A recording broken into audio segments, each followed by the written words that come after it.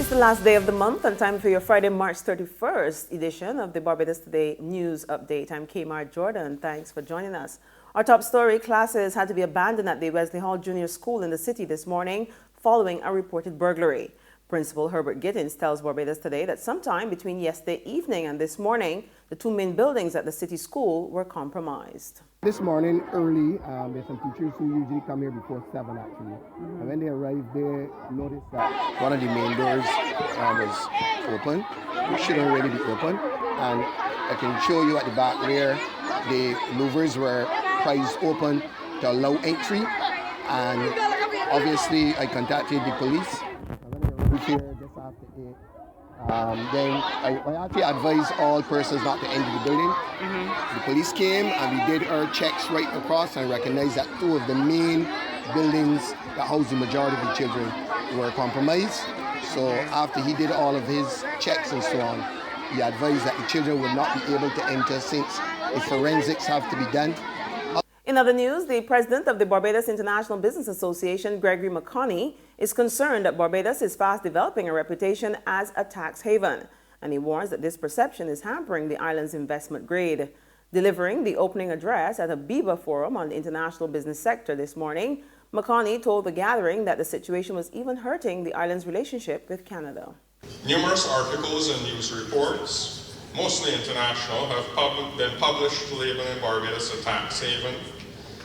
Just this year, the country was placed on the blacklist by the UK-based aid and development charity Oxfam as one of the world's 15 worst tax havens. Investopedia, a leading source of financial content on the web, has Barbados listed among the top 10 Caribbean tax havens, even though it does go on to mention that Barbados is not a pure tax haven, adding that is a very low tax environment for offshore corporations incorporated in Barbados. However, it is the rhetoric coming from our number one investing jurisdiction, Canada, that is particularly worrisome. The concern began last year with the new Canadian Prime Minister Trudeau's administration focusing a considerable amount of funds towards the Canada Revenue Agency so that it can tackle what the public perceives as Canadian businesses and individuals who park their money in low tax jurisdictions like Barbados. Stay clear of devaluation. That's the message from a former governor of the Central Bank of Ireland, Patrick Honohan, as he spoke at the Caribbean Economic Forum hosted by the Central Bank of Barbados last night. Mr. Honohan says devaluation is never a one-time occurrence, but a one-way trip to diminishing the value of a currency. He warns that it is not a solution for Barbados and the region, pointing out that the European Union had established a single currency to stop individual members from devaluing their dollars.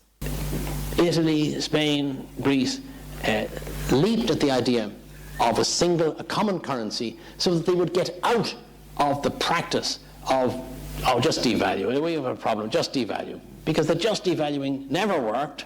Very quickly, the loss of competitiveness arose again. The overspending of government arose again in those countries, which were not very well run in the 1980s. So of course, at a particular moment, it can seem very attractive to pull the lever, devalue, you're going to be out of the problem. But a pattern of devaluing is not constructive, leads to higher interest rates, which holds back the economy again. And then, of course, you have the idea of a peg, which has been there forever, which is the situation in the Bahamas and the Eastern Caribbean, here in Barbados, not in Trinidad. That's a one-time thing. You don't say, oh, well, we could just one devaluation, it'll be all right.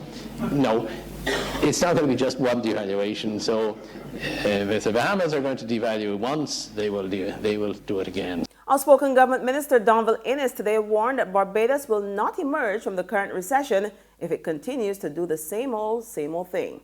In fact, he says, for starters, government needs to cut out the red tape and penalize those persons standing in the way of progress, including politicians if necessary. Speaking at the Global Business Seminar this morning, Mr. Innes also warned that the focus must not be on a culture of entrepreneurship alone, but also entrepreneurship.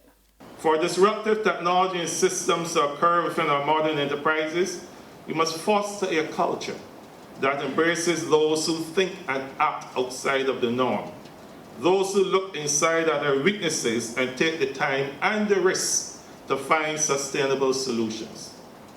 Entrepreneurship is so much needed in both the public and private sector in Barbados. We need a culture and a cadre of workers who are prepared to make a positive difference and be transformational, not just transactional.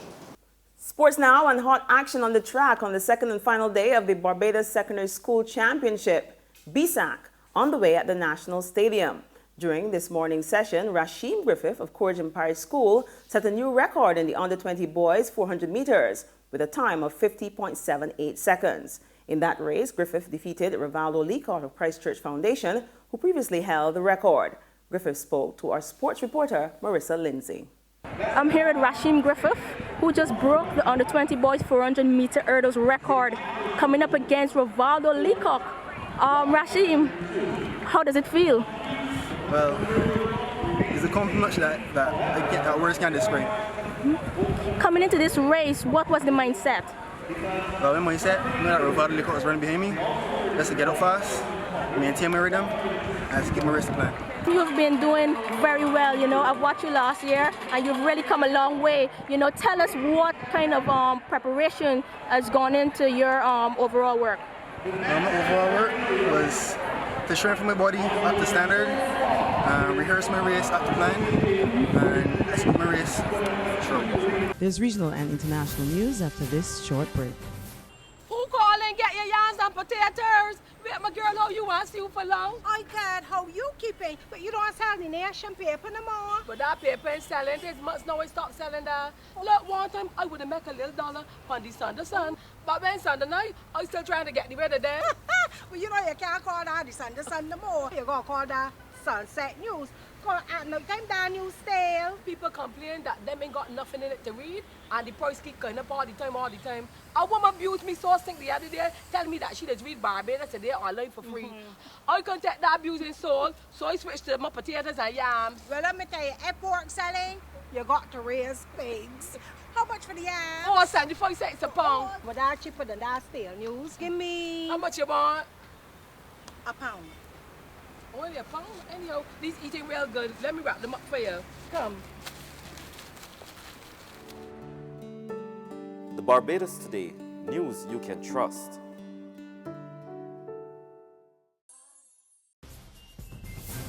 In regional news, Venezuela's Supreme Court is facing harsh criticism following its decision to take over legislative powers from the National Assembly. The country's chief prosecutor and an ally of President Nicolas Maduro, Luis Ortega, says the ruling violates the law. In her annual report, Ms. Ortega said the measure constitutes a rupture of the constitutional order and is a big concern for the country. Other critics suggest the development takes the country closer to one-man rule. The ruling effectively dissolves the elected legislature, which has been dominated by the president's opponents. Further afield, Spanish police have detained more than 100 alleged pedophiles accused of watching and sharing images of child sex abuse since allegations began last September. Detectives swooped down on several places after catching men downloading explicit content online, some involving infants as young as a few months old. Investigator Pedro Corrales said in all, 102 Spanish men were detained and more than 450,000 photos and videos uncovered. Their profiles vary from young students to unemployed people, retirees, and professionals, including a legal consultant. Some of the suspects are married with children. Well, that's a very worrying development on which we end this edition of our Barbados Today news. But for more, you can visit us online at www.barbadostoday.bb. You can also subscribe to our e-paper or email updates, or you can like us on Facebook. We're also on Izumi Medium bus terminals or screenplay in a supermarket or a gas station near you. Also, check us out on Channel 99, that's on Flow TV, or Mix 96.9 FM. I'm Kmar Jordan. Do be safe out there.